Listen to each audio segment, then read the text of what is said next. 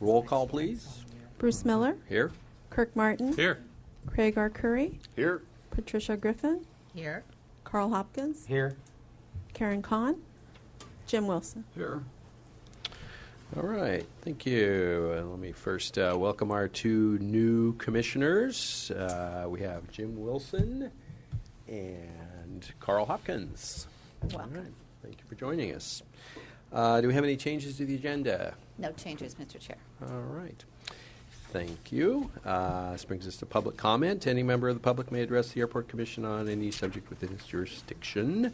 This is the period for the non-scheduled item comment. Total time 15 minutes. We have one speaker slip.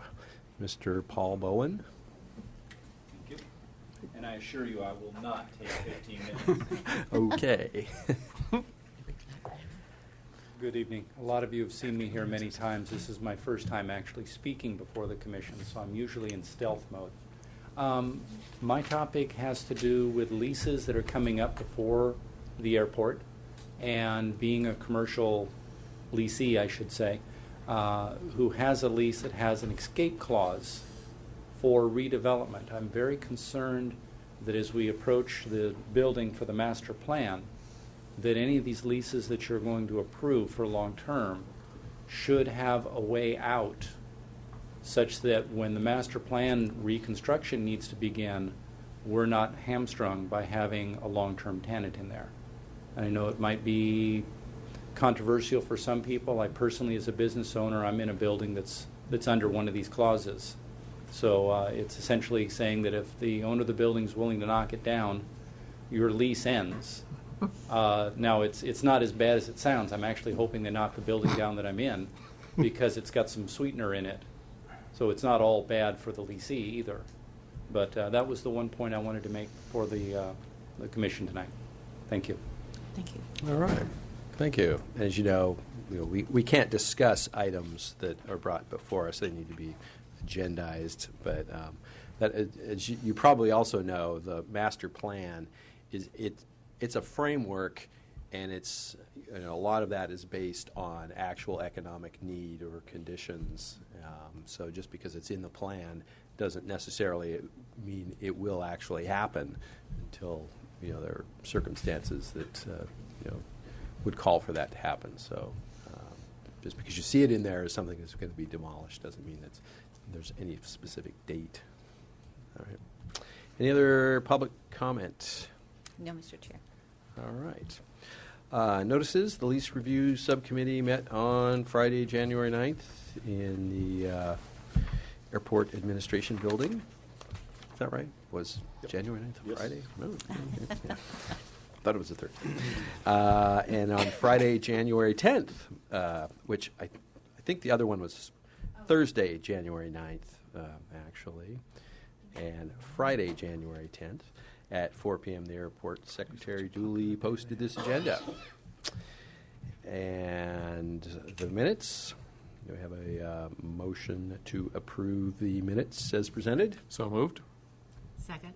All right, all in favor of approving the minutes as presented? Aye. Aye. Opposed?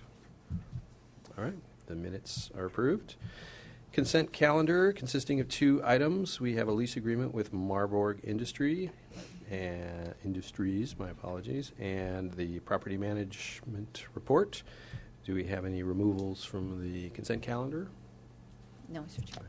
All right. A motion. Move for approval. Second. All right, all in favor of approving the consent calendar as presented? Aye. Opposed? Okay, consent calendar is approved. Liaison reports. I believe I saw Mr. Randy Rouse, our City Council liaison. Good evening. Good evening. Thank you, Mr. Chair. Happy New Year, and welcome to the new commission members. The City of Santa Barbara has just restarted our new year, so we haven't done too much damage yet, only 2 meetings so far. We will be taking on some surplus capital funds and trying to triage a wish list. So there'll be some nice tugging and pulling amongst council members about that over the next couple of weeks. As you know, we are in the middle of trying to interview and eventually hire a new city attorney, as Stephen Riley retired.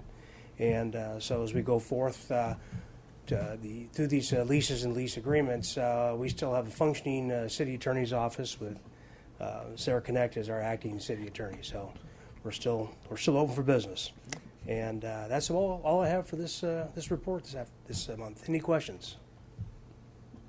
I guess you're also recruiting for a public works director? Is that Public Works Director, gosh, who else? Community development. Community Development Director.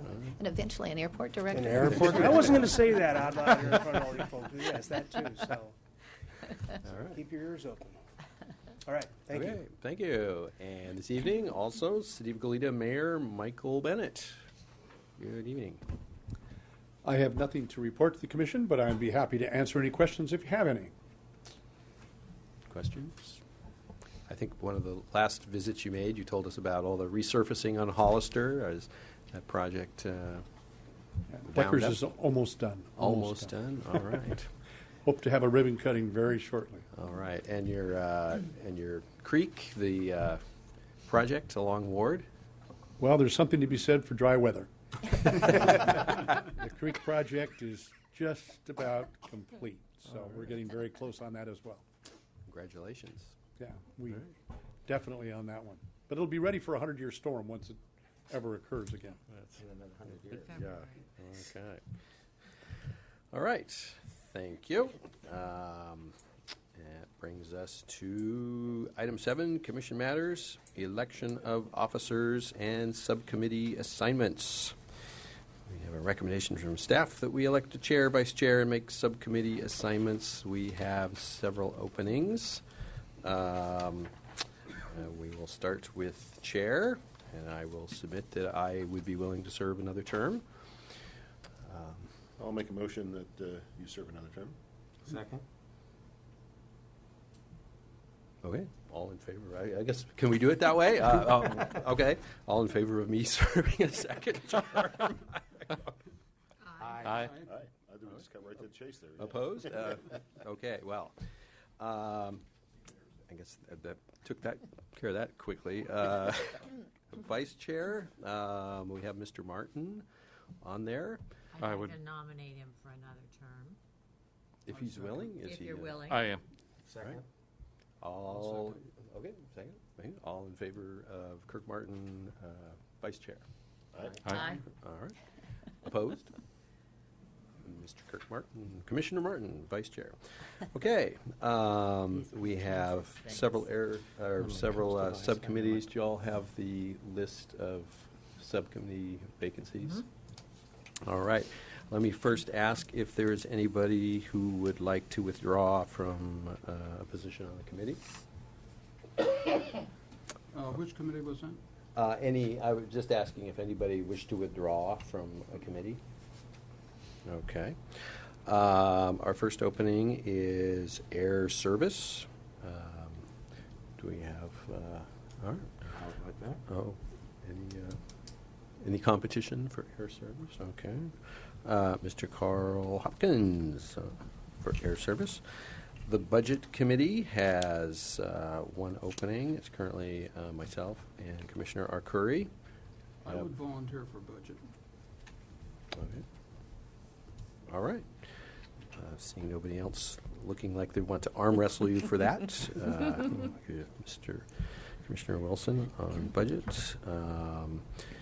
General aviation is currently filled. Ground transportation, we have one opening.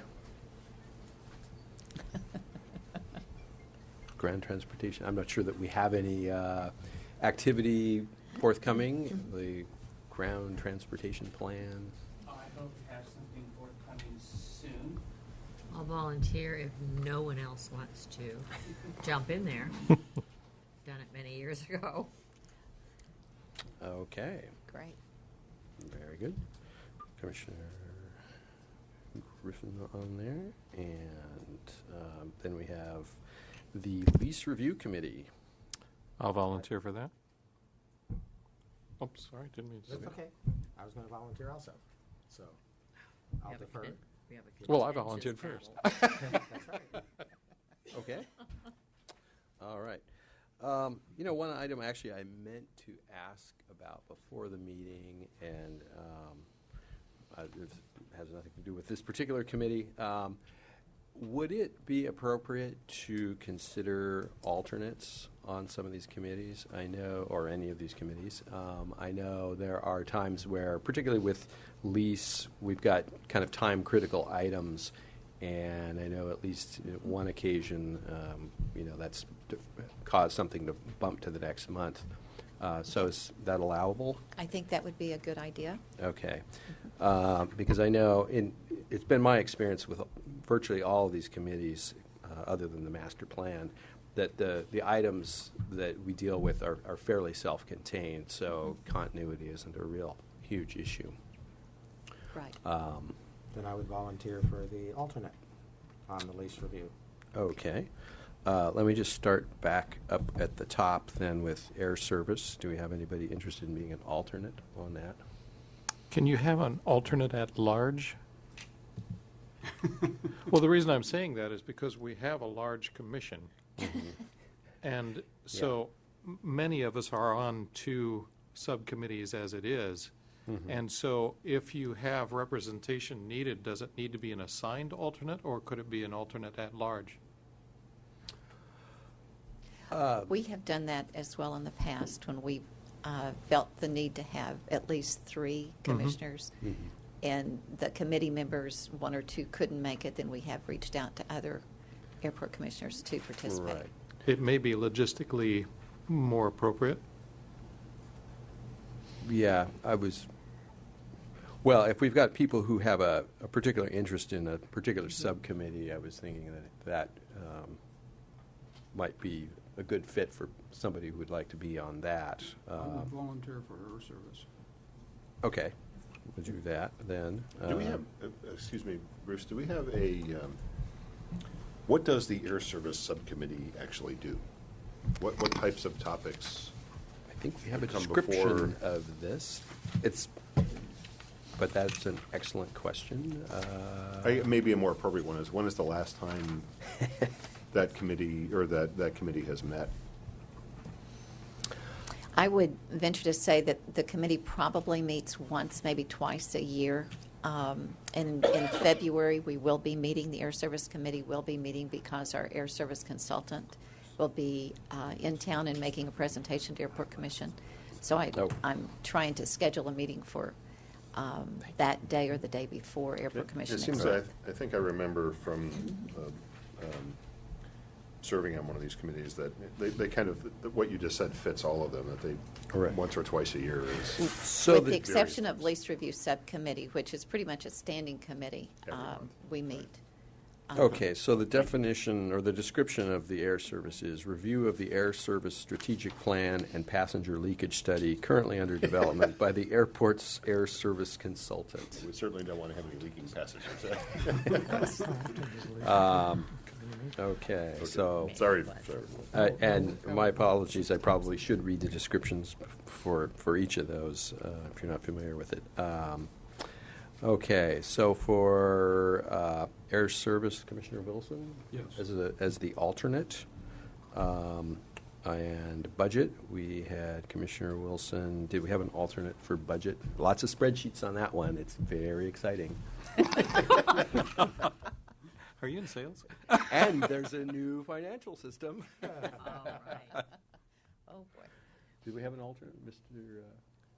I'll Hopkins, be an were you- alternate for any of them, yeah. Okay. I'm retired and I live 10 minutes away, so I can be here Okay. anytime you call. Okay. And then at the end, we'll ask if there are anybody who'd like to be an alternate at large. For the alternate, Okay.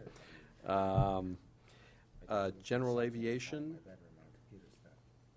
Mr. Hopkins, would you be interested in being the alternate for the general aviation? Absolutely. All right. I didn't think I'd have to twist your arm on that one.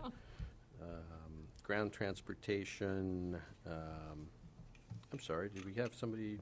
I think we left off at. Tricia volunteered for ground transportation. Oh, okay. Reluctantly. Any alternates on that? We don't have to have an alternate. It doesn't seem to me too often. Okay, lease review. We had, I volunteered as an alternate. okay, great. We had Commissioner Martin, and then as the alternate, Commissioner Hopkins. Master Plan Committee, I'm not sure, are we anticipating any activity on the master plan?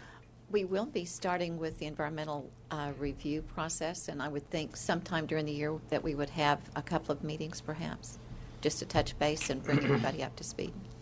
Okay. I'll certainly volunteer as the alternate since I was on the Oh, master plan right, excellent. committee Right, okay, as a yes. non-commissioned. That would be, yeah, you were the general aviation representative. Right. Okay, well, that sounds quite appropriate. And now the highly anticipated noise abatement.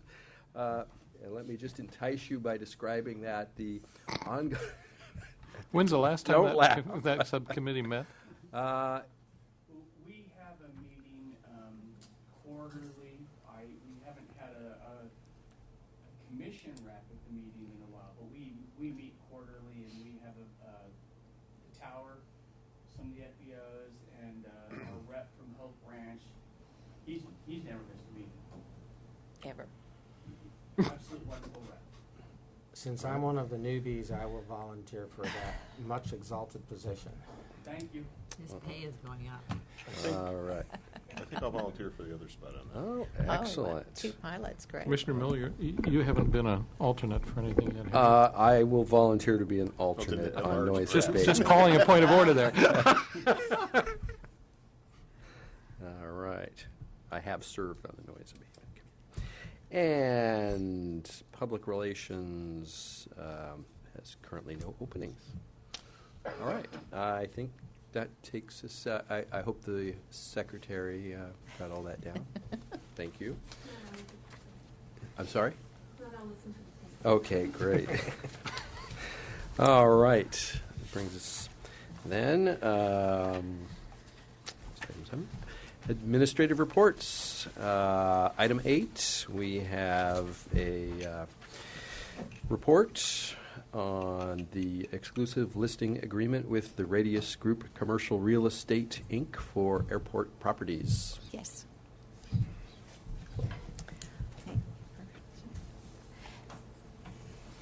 Thank you, Commissioner Miller. And just to let you know, we do have representatives from Radius Group here with us tonight. And after the presentation, I would like for them to do a short presentation on the marketing of the properties and what we can expect and what they will be doing through their agreement. So to begin with, historically, as you know, the airport has not used brokerage services before. We have a qualified property manager that takes care of all of our leases, both on commercial industrial properties as well as air service or air side leases. And generally, those are 98% occupied. So we really haven't had the need in the past for outside services.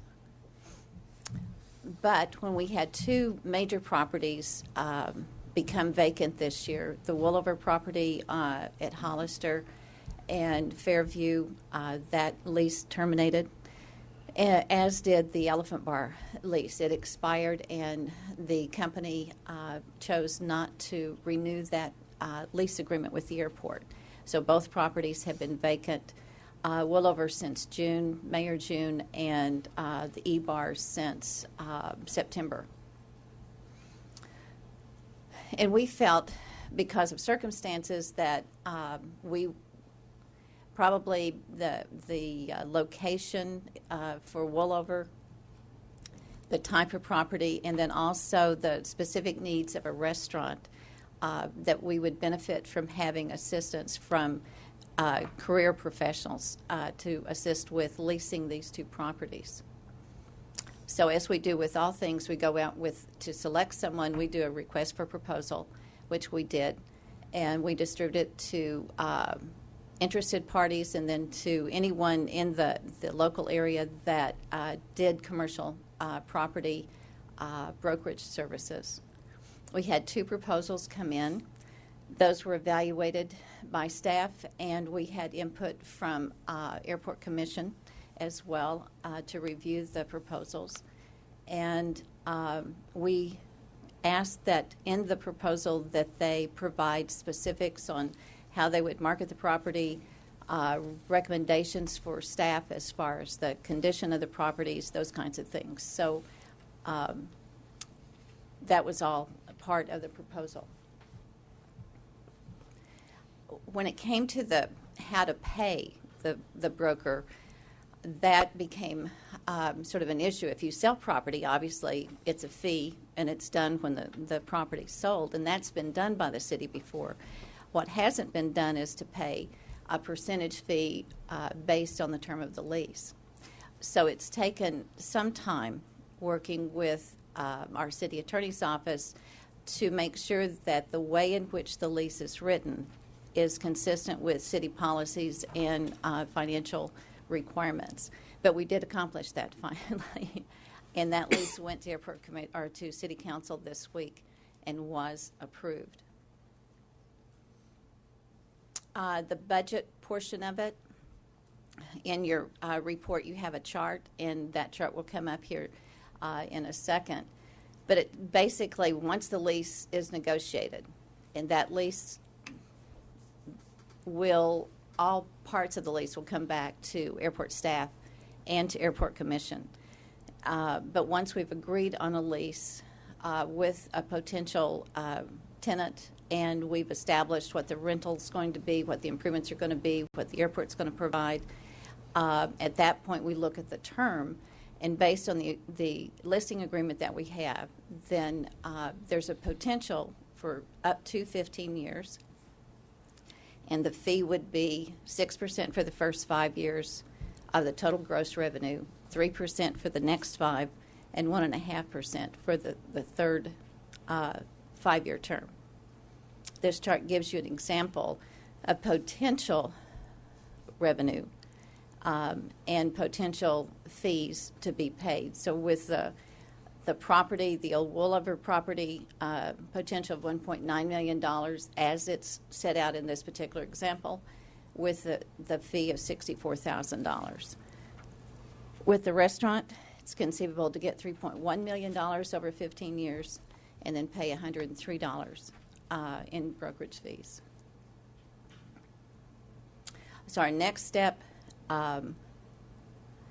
is to as I said earlier, anytime that the property is actually a potential tenant is there, then we'll come back to Airport Commission, go get concurrence from Airport Commission, and then go to City Council for the adoption of the contract. So with that, I'd like Paul or Bob or Jean or Jim, the whole group is here to discuss the marketing aspect for the properties. Good evening, everyone, and thanks for having us this evening. It's a pleasure to be here and have the opportunity to work on your behalf. My name is Paul Gambardella.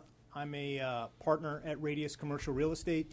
Joining me tonight is another partner at Radius, Bob Tueller, who many of you may know, my associate Gene Deering, and also Jim Turner, another associate. And together, collectively, we will be the team that will be representing the airport and the city in getting these properties leased. We had, when we met with Hazel previously, we had put together a large analysis on both properties, a little bit of background on the properties. Hazel was good enough to give us information on size, square footage, parking, all that good stuff. And then we went out and did an analysis sort of as what we saw those places were within the marketplace, based on current market lease rates, based on the current state of the market and vacancy and what have you. The great news is that I don't think the timing could be better. The fundamentals are all great.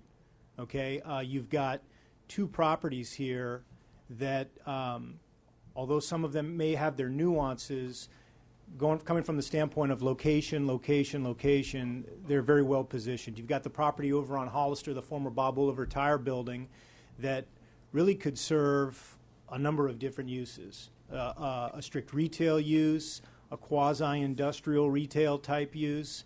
It's about a 6,000 square foot building. It's got 4 per 1,000 parking, which is a great thing if you're a tenant who's looking to open a retail business and you need that type of parking. Location, it's Main and Main. I mean, you don't get much better from a retail standpoint than Hollister and Fairview. It's got 8 roll-up doors, so all very flexible. And we think it'll be well received once we get that out in the marketplace by prospective tenants. We've got a retail vacancy throughout Santa Barbara right now of about 2%. We've got industrial vacancy right now, the lowest it's ever been in the last 15 years in Goleta at about 1%. Office vacancy is about 11%. When you transition over to the Elephant Bar property here, it's not lost on us the fact that this is a popular spot in town. I was reading Newshawk the end of the year. I don't know if anyone saw it, but in Newshawk, the top 5 most read stories of 2013, number 3 was the article about the E-Bar closing. So to a lot of people, that location is a mecca. It's an institution. And we're excited to have the opportunity to go out and procure who will be the next long-term tenant there. I know the Elephant Bar has been there for years. It was Bob Tooler's place to go before every UCSB game, which he's a big supporter out there. We mentioned to Hazel and the group that, you know, the standard of delivery for properties such as this, the standard of delivery, good working order, electrical, HVAC, lighting, plumbing, watertight roof. One of the suggestions that we've made was to go out and do an analysis, have some contractors come out and take a look at what it's going to take to put those properties in that condition. We have a meeting with Hazel tomorrow to go through those reports. We've got a little bit of work we need to do to make sure we're all on the same page as to what is going to be done. Once that occurs, really what we're going to do is do what we always do, and that's put together a very nice marketing piece for each property. We've got at Radius our proprietary list, our database of tenants, of brokers, and we're going to make sure that gets out there not only locally and regionally, but also nationally. We subscribe to a number of retail database services through ICSC, where it's kind of nice. You can query those by the square footages of national retail tenants that might have an interest in, say, a 9,000 square foot restaurant building. You can find out who the tenants are that like to lease buildings anywhere from, for example, 5,000 to 15,000 feet. So we're going to take a pretty targeted approach to the different possible tenants for the Elephant Bar building and then for the former Wolver Tire building as well, because there's likely going to be 2 different types of tenants for each building.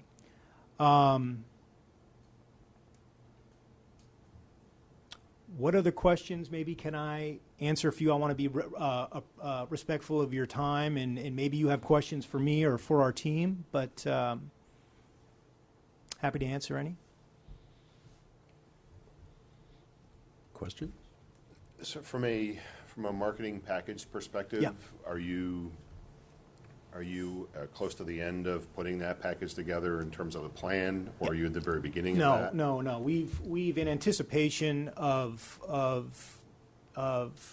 getting the listing agreement signed off and saying it's time to go. We've been out to the site on multiple of occasions already. It's to a lot, it's not new. It's not new news that these properties are coming available. So we've been out there and taken photos, and we have plans on the property. We've put together sort of what will be the guts of the marketing material, and now we want to make sure we've got everything buttoned down. Just one example, as we go through the analysis on the Wolver property, we've got a number of different square footages.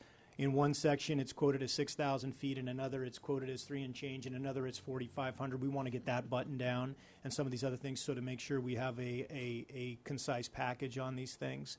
So it's just little things like that that once we get that buttoned down, we want to better understand, for example, the liquor license that could potentially be utilized by a tenant at the Elephant Bar building, so that we appropriately articulate that in the marketing material as well. So just we're close. Once we have the listing agreement signed and have your okay to get going, what we then do is provide a draft to Hazel and her team and say, hey, here's what we got. Do you have comments? Is there things that you think maybe you have questions, maybe some things you want to add? We'll get that buttoned down, and the minute it's given the okay, we're going to go. And it's going to be a combination of direct mail, phone calls, website, on our website, on LoopNet, and do what we do for every property, which is get it out there for mass consumption, but also think about who are the logical targeted tenants that we can go after, and maybe go after them on a little more personal level as well. Perfect. Thank you. Yeah. Is there a projection on what you think would be a reasonable time that would be occupied? What we talked about with Hazel is that probably two different projections for the two properties, I guess would be the best way to answer it. I think once we're in a position to go, I think there's going to be a deeper pool of prospective tenants for the Hollister former Woolliver Tire building, and I would like to think that within 4 to 6 months' time, we could have a tenant procured and a deal done. A lot of it we're going to need your help on. One of the points that was brought up today by a gentleman was maybe limiting what the lease terms may look like, which I totally understand and appreciate. We're going to look to you guys for guidance on that. What we're going to do is cast the net. We're going to bring in proposals. It always starts with the non-binding letter of intent, which outlines the general terms and conditions. We're going to bring that into you folks, and we're going to hope, because in a market like right now, timing is everything. There's a saying in our business that time kills all deals. So we do want to be able, when we have an offer, to be able to react to it quickly with exactly what the commission and what the city wants to do from a long-term standpoint. Some of that in a normal case, I might say on that property, 4 to 6 months. On the E-Bar property, bigger property, if it's going to be a restaurant tenant, oftentimes that isn't as deep of a pool of prospective tenants as it might be on the Woolliver building, which could work for industrial or other types of retail, smaller type of users. On that one, it may take a little more time. It could be anywhere from 4 months to 9 months to get something procured there, okay? One of the things that we've talked about doing is maybe thinking a little bit out of the box. I know for years that it's been a restaurant, and I think a lot of people in this town would like to see a restaurant, but maybe we're open to other uses that would work within the airport zone that the airport would consider. I don't think we want to shut down any possibilities. So I hope that answers some of your question on timing, and a lot of it, we're going to be relying on you folks to help us push it through as soon as possible. Because we're not going to do anything. We're not going to respond to any non-binding proposal of terms. We're not going to a lease agreement. We're not signing a lease agreement unless it's all been checked off and signed off by you folks in the city of Santa Barbara to make sure that it puts the airport and the city in the best possible position. Thank you. Yeah. I was curious, in terms of the scope of your marketing effort, to what extent are you anticipating kind of a national search? Or is this going to be primarily regional? No. The example that I like to use is we were marketing. I'm sure everyone in this room has been to the Apple store downtown, and we all know the Apple isn't in our backyard. That was a property that our team marketed on State Street, and it was through LoopNet, through which I don't know how familiar you are with real estate services, but our company website is very well trafficked by any tenant in the marketplace that wants to have a location here on the South Central Coast, Goleta, Carpinteria, Santa Barbara. We also post all of our listings with a service called LoopNet. And what LoopNet is you could go check it out tomorrow when you're on your computer. It allows you to have the ability to see what's available in any city, in any town. So if there's retailers that have their eye on being in this area, which oftentimes there are, but with our vacancy levels being traditionally low, it's not coincidental that oftentimes when a big space in our market comes available, it's filled fairly quickly by someone that hasn't been in our market, because it's not easy. We're not doing a lot of major development in this marketplace. So that's how we address that. We fully anticipate being able to attract some national tenants. I had contacted Hazel while we were sort of in the situation we're in right now, where we've gotten the nod, but we haven't been formally hired. And I know, and guys in our office know, that maybe it's not appropriate that I said, but a national restaurant tenant was around our market. And I said, Hazel, these guys are coming through town. They're touring properties.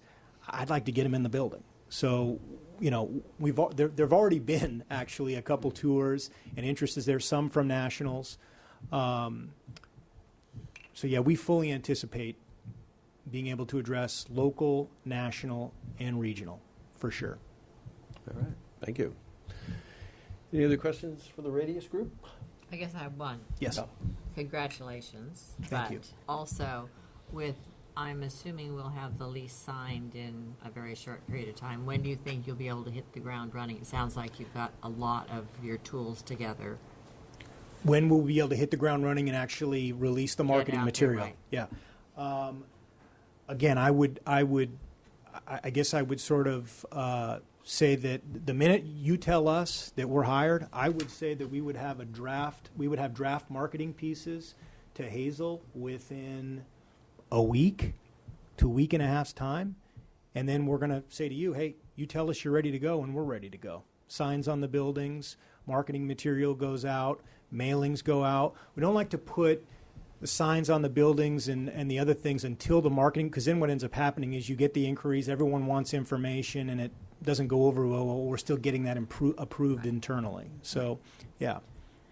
There are a couple of things, suggestions that we've made that I'm going to talk to Hazel about tomorrow that we'd like to have done. Oftentimes, again, with the E-Bar building, any restaurant tenant that comes in, they're going to want plans. They're going to want electronic plans. So one of the suggestions that we've made is, can we go out and get those so that we can provide those when a restaurant says, hey, we'd like CAD drawings of the as-builts in there so we can do a test fit and lay it out.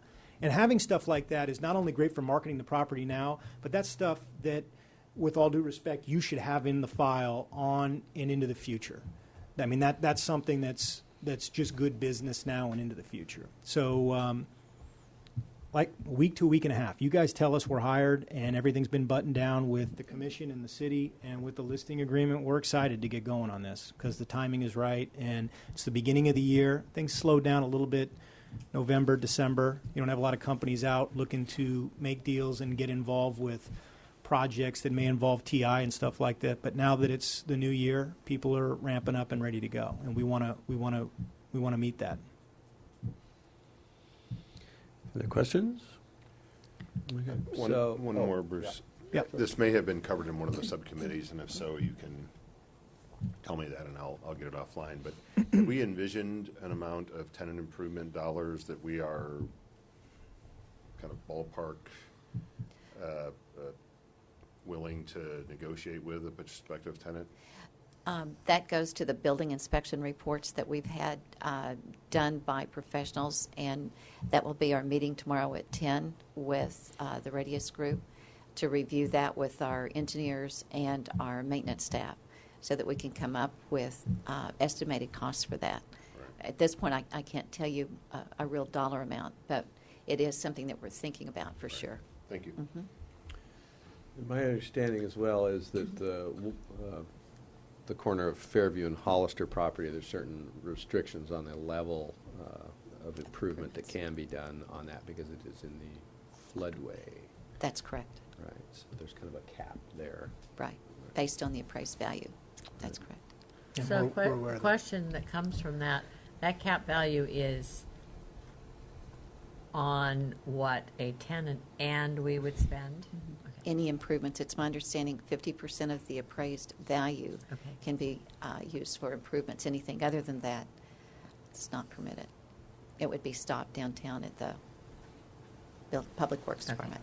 And hopefully everyone understands that ties our hands a little bit. If you're looking for national credit retail there, those folks typically want, are typically going to do substantial build-outs to accommodate their use and their needs and what have you. And at that location, you know, we may be less likely to attract national credit there than we might at the other property because of that factor, which is going to inhibit us a little bit. But I don't think it's going to prohibit us from finding a good tenant who can use that building in a functional way and make it work for them without triggering the need to bring it up.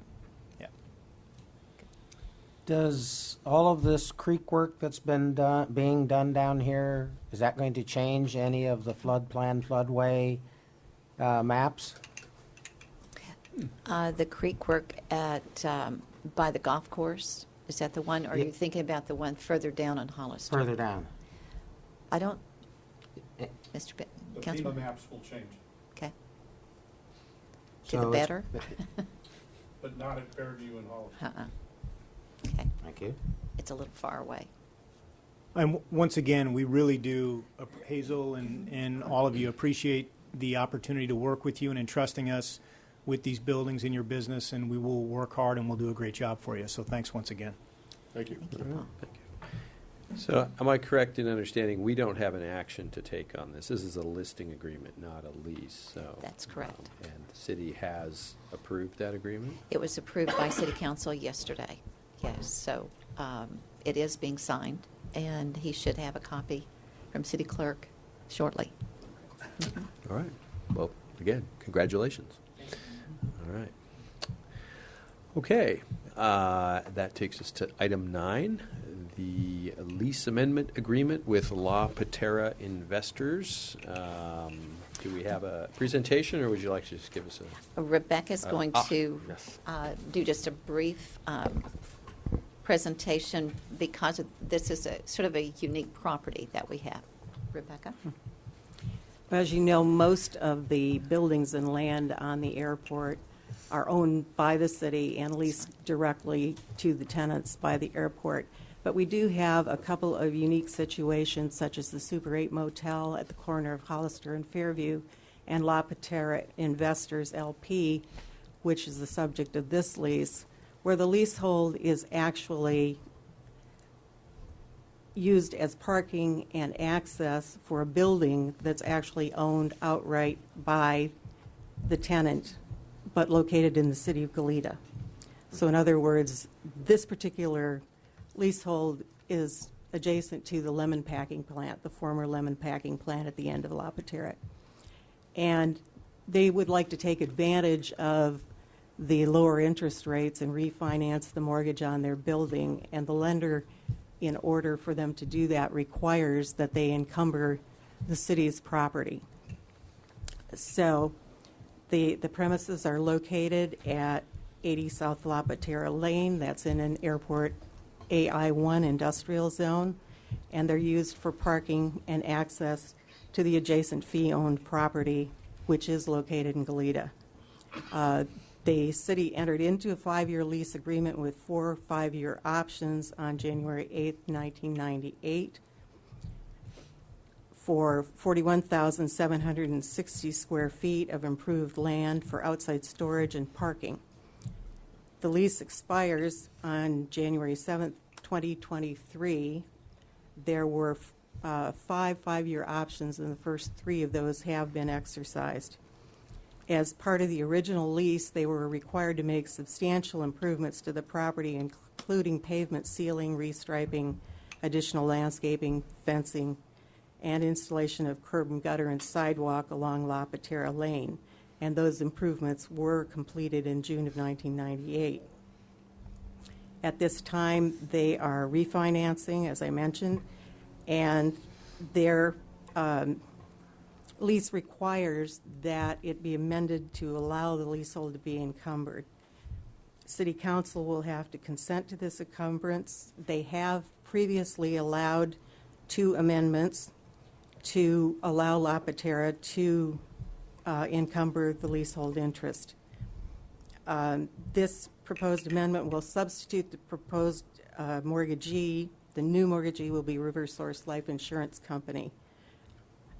La Patera is a tenant in good standing, and staff has reviewed the encumbrance, the proposed amendment, and would recommend that Airport Commission approve and authorize the airport director to execute a lease amendment agreement with La Patera Investors LP, a California limited partnership, amending Article 23, subletting and assignment of lease number 1967 as amended to allow encumbrance of the leasehold by an approved mortgagee.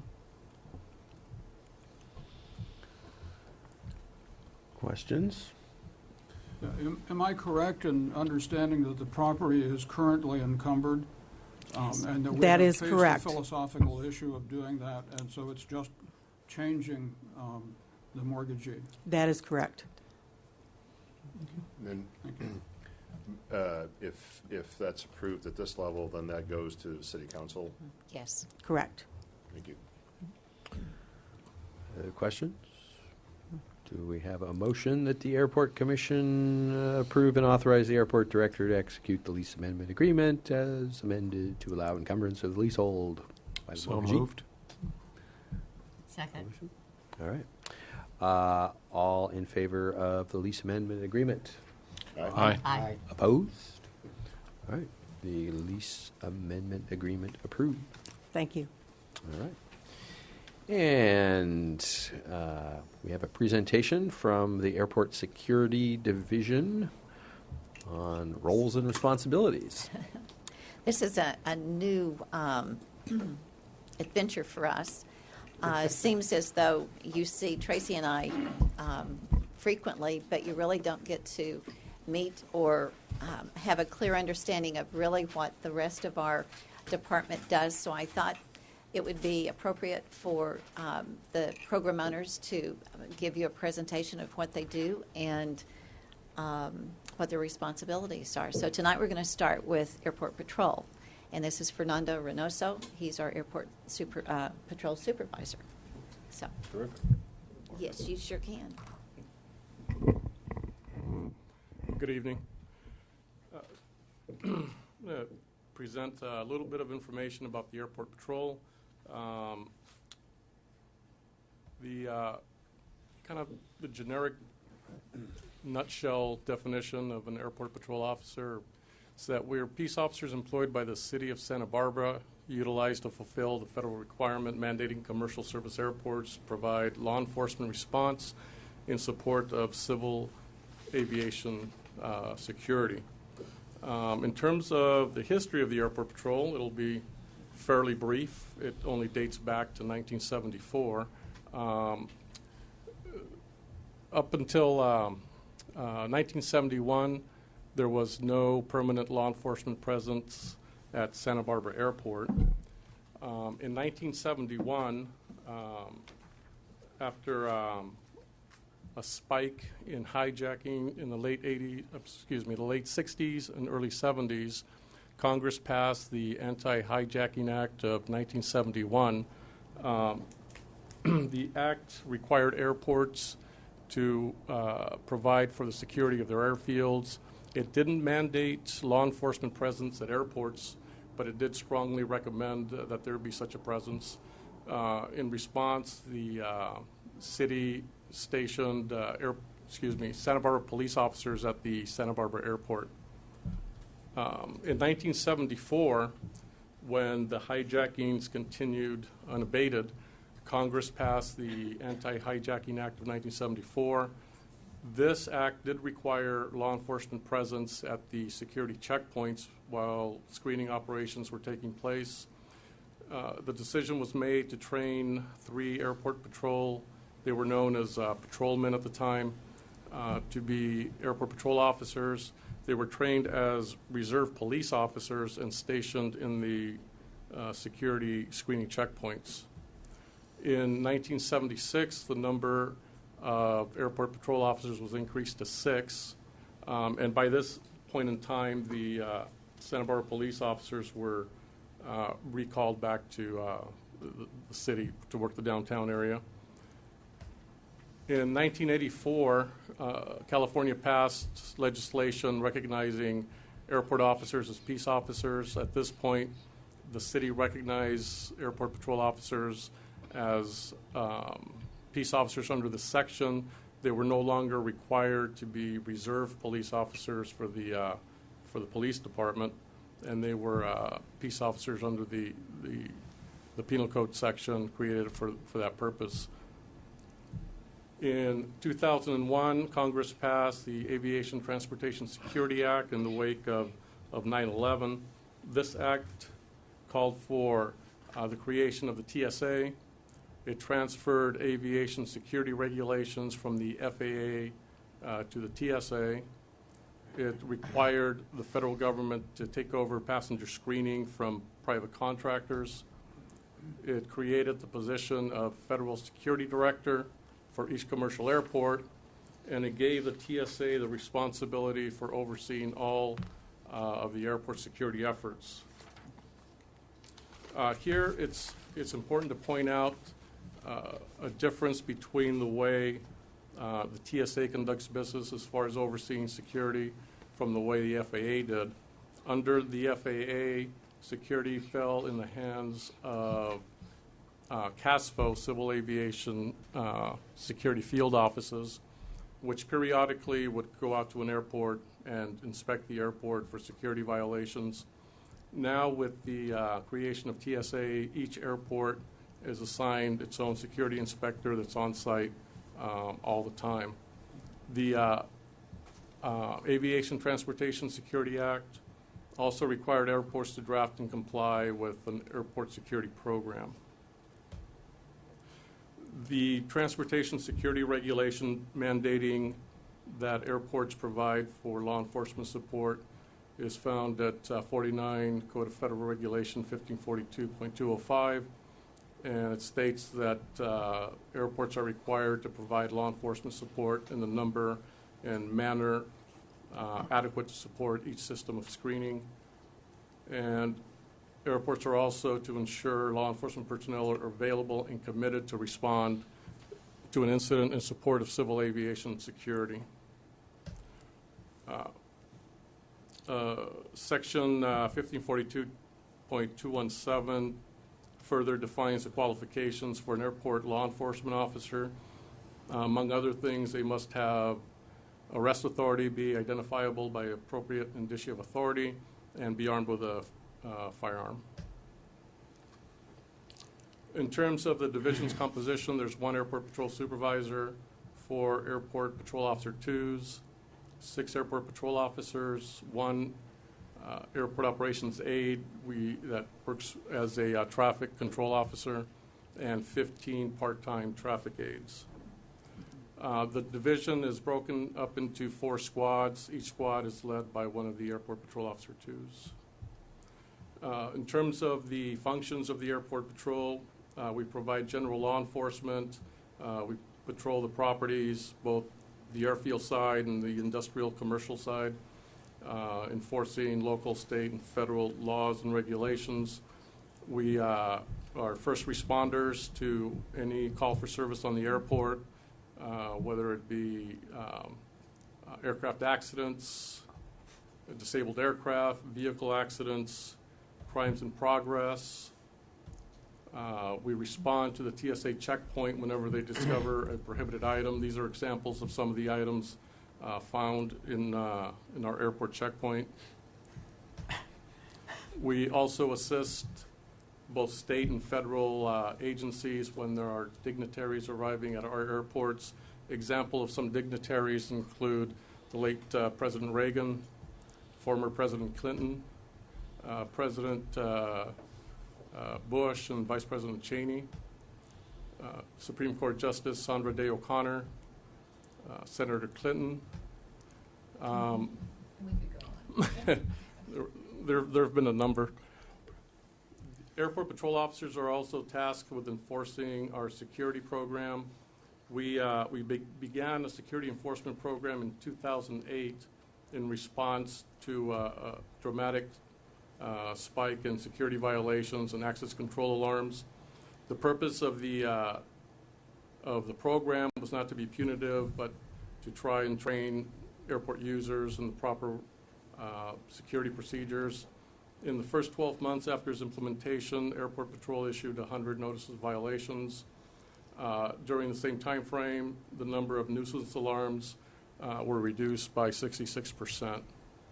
In 2013, we've only issued 20 notices of violation. In large part, I believe the education program we put out to the tenants and employees helped reduce the number of violations drastically. The consequences for receiving a notice of violation, within a 12-month period, your first violation will result in remedial security training. Second violation would will be a 60-day suspension of your access privilege, and your third violation would result in a revocation of access, but you can reapply for access after a year. Some workload indicators for the calendar year 2013. We've had 20 checkpoint responses. I did a little research with regard to this. In 2005, the number of checkpoint responses was 181. We believe that the number has decreased because passengers are more aware of what items are prohibited and are less likely to take those items to the checkpoint. And also, at the inception of TSA, they were calling for law enforcement for a lot of items that they had a little doubt as to whether or not it qualified for a law enforcement call.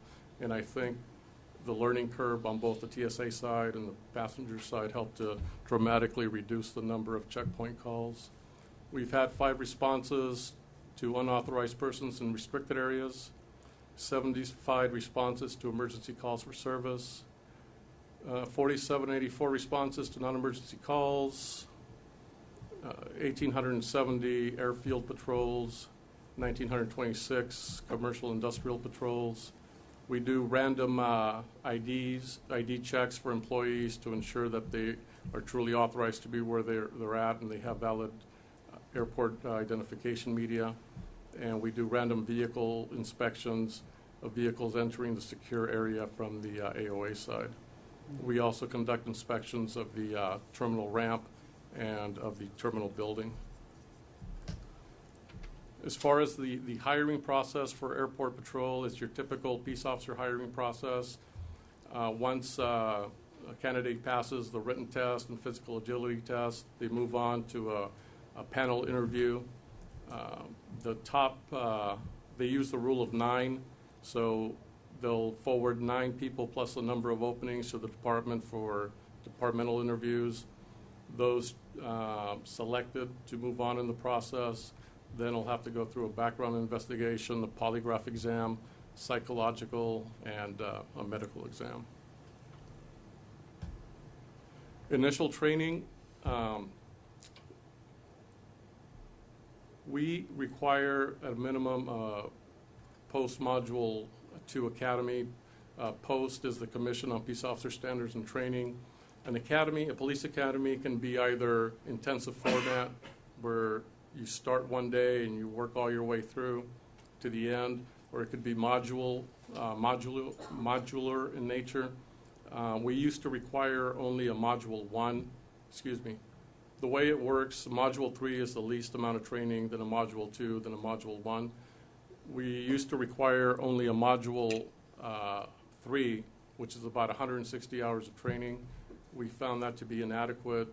Candidates with only that level of training were not successful in their field training. We increased our requirement for level of initial training to a module 2, which is an additional approximately 350 hours. So it'll be a total of about 500 hours of training. The Commission on Peace Officer Standards and Training also requires, this is under Penal Code Section 832.1, that any law enforcement officer working at an airport also attend Aviation Security for Law Enforcement. It's a 40-hour course that's usually put on by larger airports such as LAX or San Francisco. Once the academy is completed, the officer will go into field training. These are examples of the topics covered. Field training is usually a 12 to 16-week period, and the purpose for field training is to transition a new officer from the academic setting to actual patrol duties, so they can garner some experience from more seasoned officers as to how to handle particular calls for service. Some examples of recurrent training. We do quarterly firearms qualifications. We participate in training with regards to perishable skills. I believe one of the one of the commissioners opined a few weeks ago as to whether we lose people to other agencies because things are so boring here. I wouldn't call them boring, but there's not a lot of activity that calls for these sorts of skills. So we put on periodic training so we don't fall behind on our skills in these areas. So one example of a perishable skill is arrest and control. TASER recertification we do once a year. Defensive tactics. Force options training. This training is designed to get the officers in the mindset of knowing that they have various options, various levels of force that they can use. The instructor will go through several rooms, set up different scenarios. The officer will be armed with simunitions in their pistol, inert pepper spray, and a training cartridge in their taser. And as they enter the room, they have to quickly assess the situation and decide which level of force to utilize. Active shooter training. This is something that every modern law enforcement agency has adopted.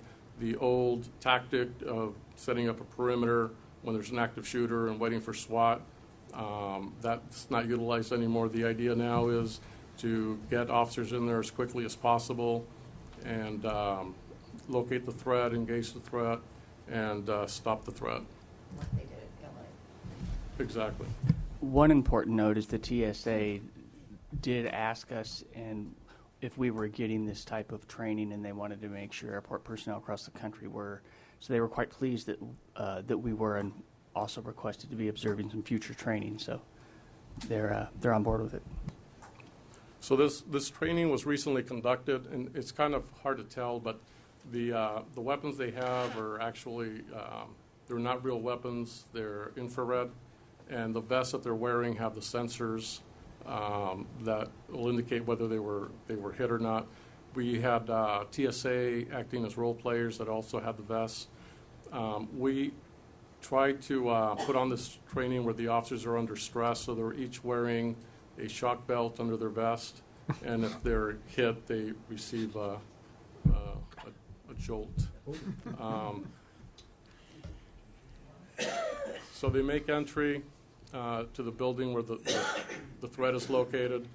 They'll advance on the threat, clearing rooms as they go to ensure that there's no threat behind them as they advance into the building.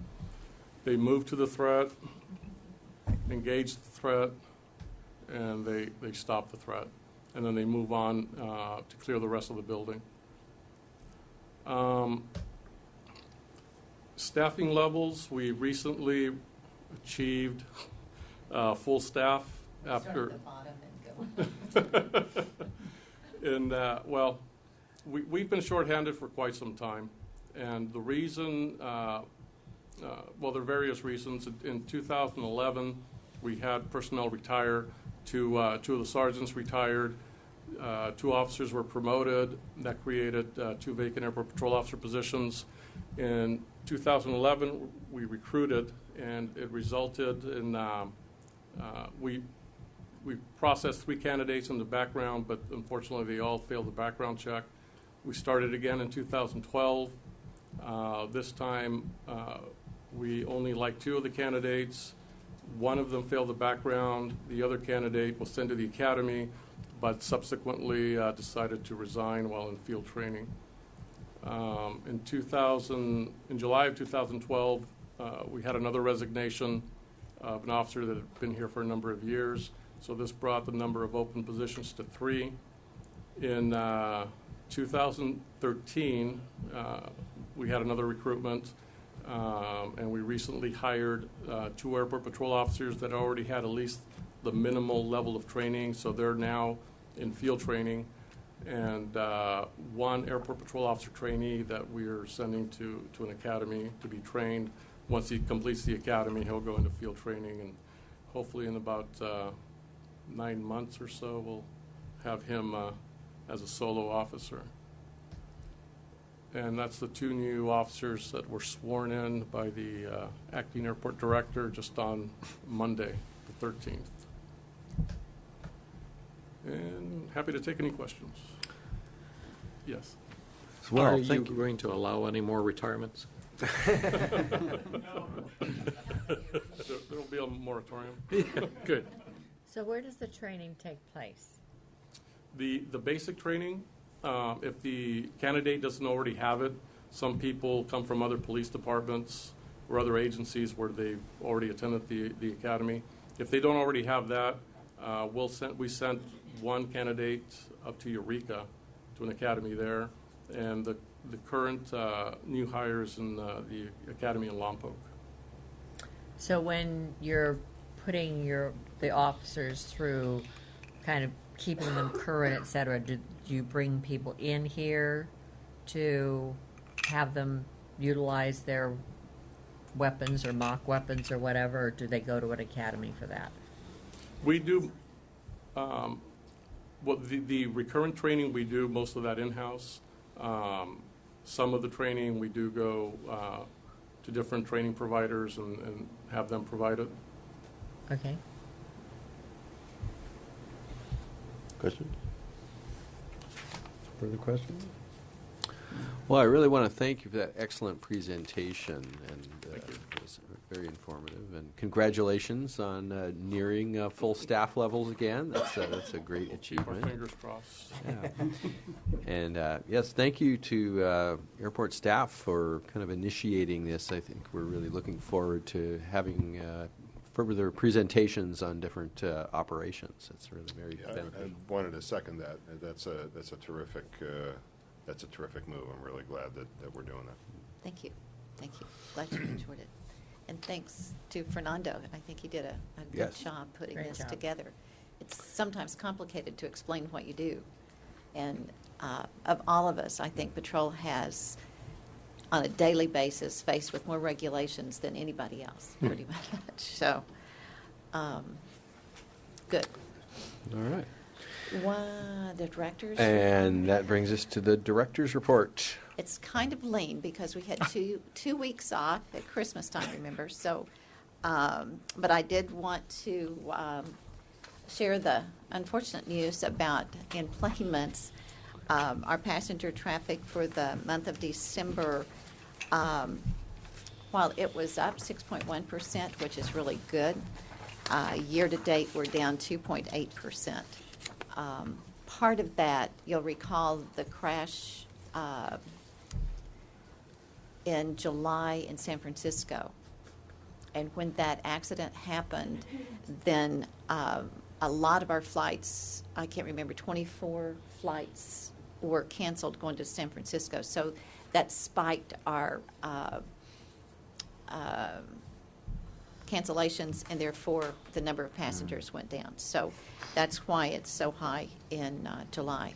So we will be quizzing our air service consultant next month as to what we can do to improve our numbers. And I made a note of that as well. Chris Warren with InterVista, our consultant, will be here for Airport Commission in February. Master plan, I spoke with Jim Harris with Kaufman this afternoon, and he's finalizing the scope of work for the environmental process, so we should be getting that document fairly soon. And then we'll review it, and at that point we'll sit down with the committee and go over the scope of work so that you're aware of where we're going and the next cost for that. So we'll see how that goes. And speaking of cost, budget process will begin.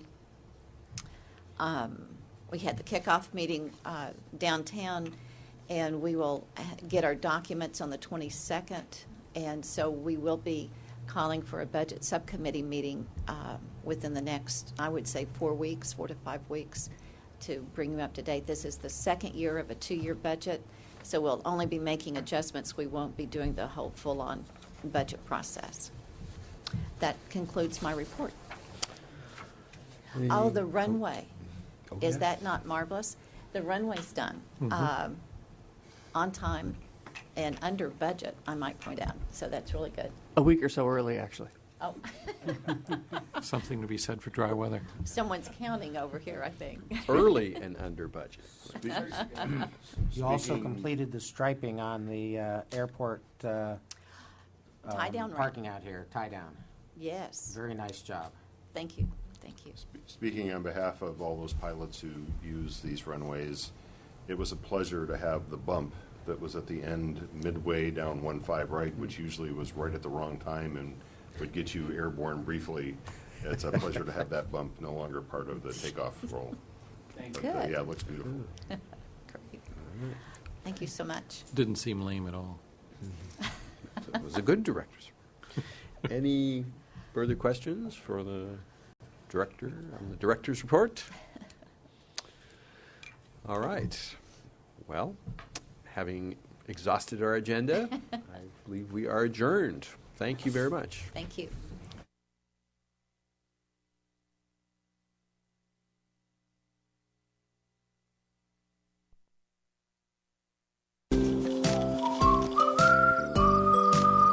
Some things are just plain simple, like flying in and out of Santa Barbara Airport. With 5 major airlines offering nonstop flights and one-stop connections to anywhere in the world, it's easy come, easy go. Enjoy casual and fine dining, or shop and get some work done while you wait. It's everything a big city airport can offer, in the comfort of your own backyard. Santa Barbara Airport. Easy come, easy go.